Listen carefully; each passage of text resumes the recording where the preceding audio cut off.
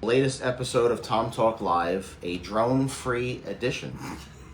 I want to do a Tom Talk shout out to the Township of Hardyston Building Department. The department is responsible for enforcement of the New Jersey Uniform Construction Code, which includes building, plumbing, energy, electrical, elevator, and mechanical codes.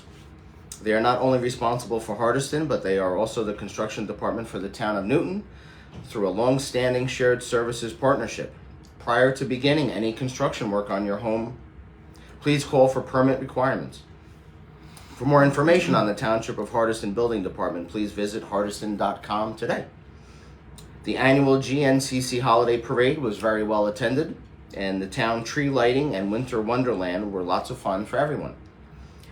Tom Talk wishes you all a very Merry Christmas, Happy Hanukkah, Happy Kwanzaa, and a very happy, healthy, and safe New Year. In the last episode of Tom Talk Live, we had the principal of our favorite high school, John Deeb from Newton High School. Today we continue our flagrant attempt for high ratings, social media influence, and a lifetime of free construction permits by speaking with the king of construction, the duke of demolition, the man responsible for approving all that is constructed and modified in the town of Newton, our favorite construction official, Joe Butto, from the Township of Hardyston. Great to have you on our program today, Joe. Thank you, Tom. Thank you. Tell us, what do you do for a living? What do you do? What is a construction official? I oversee a department that's responsible for all the activities you just outlined. Construction of new building, renovation of buildings, anything that requires a permit and to ensure public safety and good and welfare for those who inhabit those dwellings, buildings, what have you. So how long have you been in this position? My current position I've been in for 10 and a half years. I've been with the department now. This is my 20th year. I served under your predecessor to the Newton, when Newton had its department back in the 90s, Keith Utter. I worked under him for 10 years, gained a lot of knowledge about the town of Newton as well as the field itself, so it's been a while. Yeah. What did you do prior to? In my prior life, I was a carpenter, contractor, so my experience in the building and construction trades goes back a number of years, 33, 34 years prior to this, so it's been in my blood all my life. And how did your upbringing impact the choices you made with your education and career? Well, all of the time that I spent as a contractor in the field helped me to gain the knowledge and the experience required to get licensing to do my job today, because that's one of the state's requirements that either you show educational experience through degreed fields of engineering, architecture, or demonstrate some equivalent time in the field as a tradesperson. So. And if you could go back in time and give advice to the younger version of yourself, what advice would you give and why? Just pay close attention. I don't think that anything that I've done in the past that I would really have changed much of it, because everything that I did has helped me to become able to do what I do today. So. What do you consider to be your greatest life or career achievement? I'd say the life achievement would be my family. I have two children, and who are actually approaching, is it middle age? Could be. I guess. They are self-sufficient, they are educated, they're gainfully employed, parents, and they've done very well in spite of me. No, I think that's it, because I'm very proud of what they've become, and that's great. If I could give you a do-over, though, what would be the one project, life decision, or choice you made that you would do over, and why? There has to be at least one. Well, it's probably the pat answer, but you know, planning and looking ahead to the future. Everybody wants to they want to be older than they are when they're young, and then when they're old, they want to be young again. But I'm probably a little closer attention to preparing for the future, both, you know, as yourself as a person, financially making possibly some better choices, or doing a little bit more investigation on where you're heading, and plan for it so that you know, you're ready when it gets there. What was the most challenging experience you went through in your life, and how did you persevere? Well, I'd say the work side of things have been challenging, but it's just work. It's part of the job. On a personal note, I would say having to deal with the loss of a sibling, and subsequently both my parents. But because of my upbringing, it gave me the fortitude to trudge through it, deal with it, and move on, but still, you know, remember, and know that you have the ability to move beyond things like that, and it's not going to destroy yourself. So. All right, let's talk about the organization. Tell our viewers what a typical day is like for you in the building department. And I know there's no typical day, but let's pretend. Well, this is not a typical day, that's for sure. An interview with the town manager. Most of my day is consumed by answering questions. Since I cover the department, I'm responsible for anything that comes in and goes out of the office, reviewing plans, reviewing any difficulties or questions that come along on a job or a project, dealing with professionals, engineers, architects, state agencies, town managers like yourself. We do cover 6 towns, so I do have 6 managers, or not mayors, but administrators to deal with, and you have to understand their needs and their desires, you know, and you have to do it in a way that keeps work moving, and it's you know, keeps the project going. So Tell me, there's other people that work in your department. Questions not here, but tell us who else works with you in the department so that people know. Well, we have 3 technical assistants. They are the secretaries to the department. They're technical assistants to the construction official. That's their formal title, which they are licensed now by the state. April Havrick is our lead person. She's been with us for 5 years next month.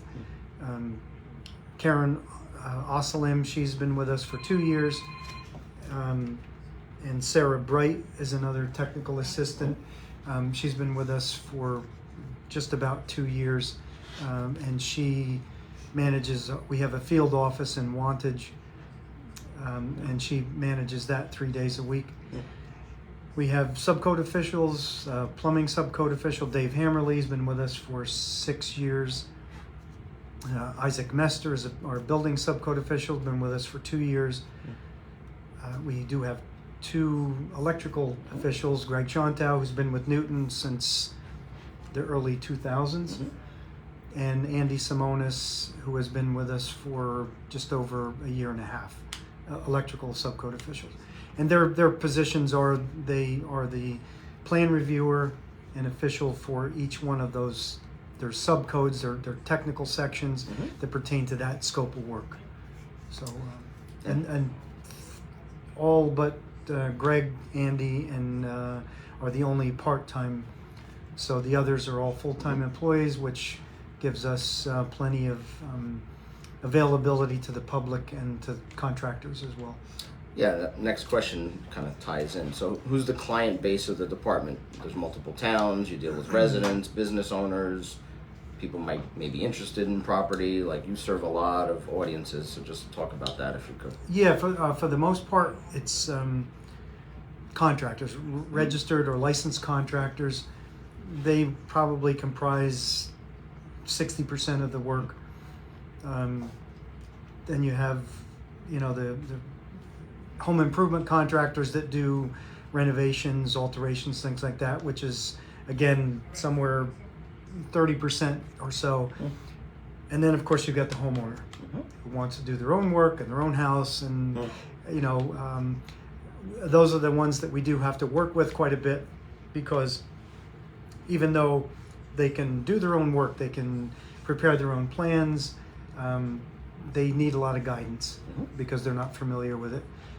We do have a lot of inquiries as far as resale of properties, what can be done with the property, which correlates and works hand in hand with zoning.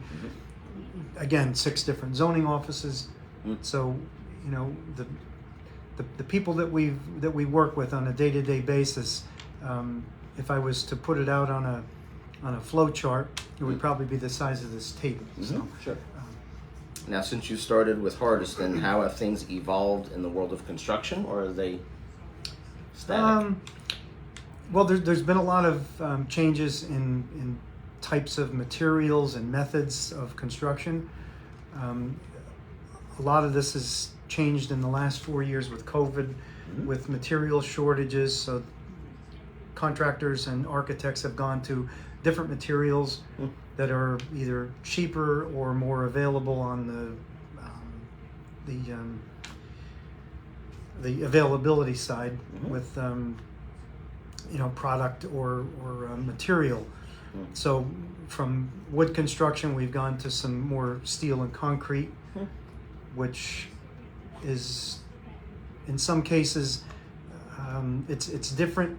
Some aspects are easier for construction, some are more difficult because of the complexities of it. But that's probably the biggest thing we've seen, aside from the personnel running the jobs. What we found is that we don't have the experienced project managers, site managers, personnel, because a lot of the retirement from the guys and girls that have been in this for the past 30, 40 years are now out of the picture. So now we've got inexperienced people who, some are more apt to and open to education, and some are not. Now, I'm sure you've dealt with all kinds of interesting applications. What advice can you give to residents or contractors or business owners to make the application and permitting process go as smoothly as possible? I think that answer follows every scenario out there. Ask questions. And if you don't know the answer, ask the question, do some research. The internet is a horrible thing, but it can be a helpful, useful tool for at least understanding and getting a basic knowledge of some of the work that is required.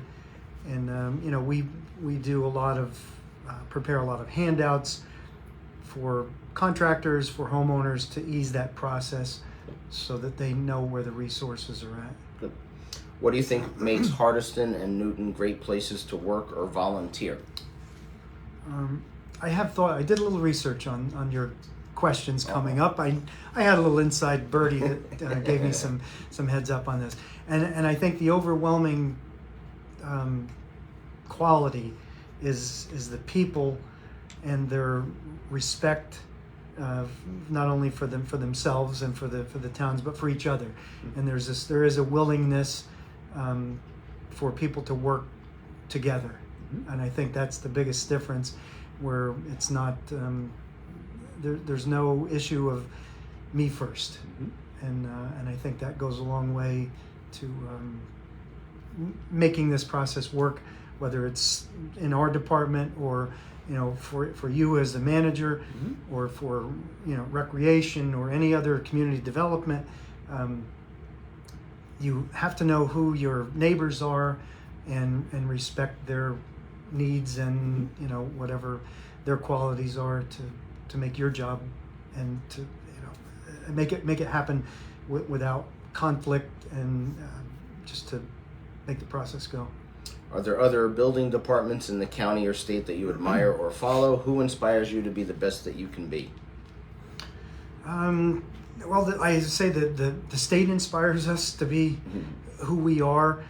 We've all had reviews in the last year from the DCA, the Department of Community Affairs, who oversees us, and we've gotten excellent marks. The comments that come back from various regulatory offices within the state are always commending our office on what we do.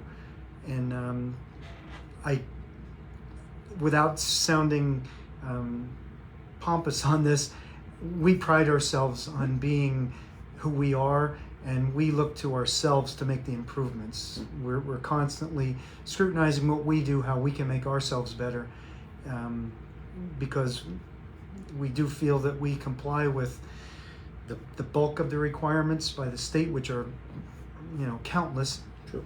And I mean, we work closely with other municipalities for not only for conflict permits, so there's a cohesiveness between. There are basically 6 municipality or 6 agencies that cover the municipalities in the county, and so we all strive to be as good as or better than our counterparts. So I think it's just an internal motivation to continue on that path. All right, let's do some fun questions for Joe. If aliens landed in front of you, and we know they're real, and in exchange for anything you desired, offered you any position on their planet, what would you want and why? Wow. Is that what the drone thing is about now? I'm not saying. Maybe that's where we're going. I might know, but I'm not telling you. Yeah, okay, well, good. I don't want to know anyway. If they could transplant everything that is good here Right. and stick us into another, Yes. I wouldn't want a position. What? I wouldn't. No, Why not? Because You have to. You have to pick No, a position. I- Do you want to be the construction official for the intergalactic something, or No, my position would be I hand it off to somebody. okay, you want to my retire? successor. That's what I'm hearing. There you go. Okay. If you had to be shipwrecked on an island, but all your human needs were taken care of, what 2 items would you want to have with you and why? Okay. Did you ever hear of an iPod Shuffle? Yes. The old I device. still have my old one. Yeah. Well, Wow. I would only need that and maybe a guitar. Wow. I don't think we've ever And had I'd be that set. answer. Yeah. Interesting. Favorite cartoon? Deputy Dog. Wow. Favorite food? Spaghetti meatballs. Favorite movie? Wow, that's a toss-up. No. Go ahead. I'm thinking. Ben-Hur Gladiator. Aggressive. Same theme. Favorite superhero? Favorite superhero? Superhero. What do you think?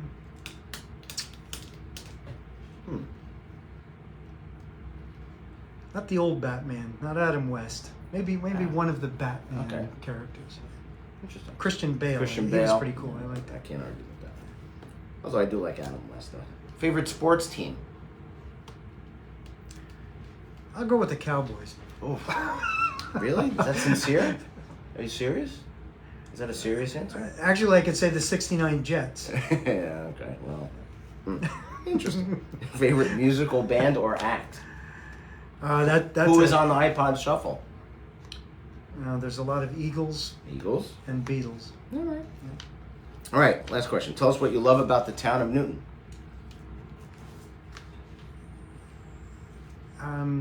I've known the town of Newton my entire life.